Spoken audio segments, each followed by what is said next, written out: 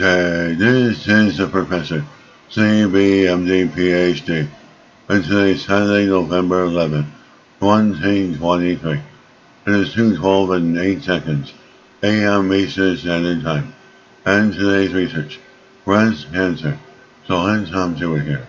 Higher risk of breast cancer in women with false positive mammography result, date November 2nd, 2023.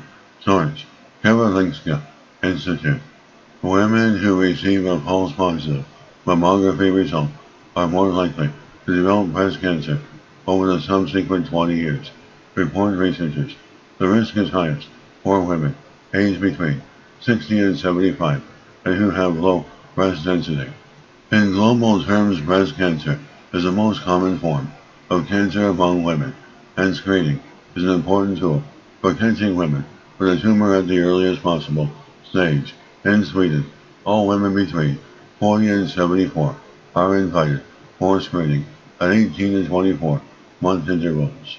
At each screening visit, approximately 3% of the women who undergo screening have a false positive result, which means that they are recalled for further examination without any cancer diagnosis. As false positive mammography results can cause psychological anxiety and influence screening attendance, previous studies indicated that false positive mammography results were associated with a short-term increased risk of breast cancer. The new study shows that women with false positive results are more likely to develop breast cancer than other women over the subsequent 20 years, facing an average of 60% increased risk, suggesting that increased risk is long-term.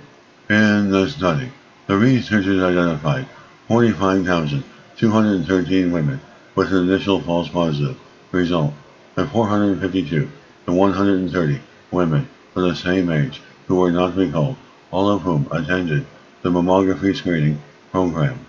Additionally, the researchers included 12,242 women with information on mammographic density with the Karolinska Mammography Project for risk prediction of breast cancer.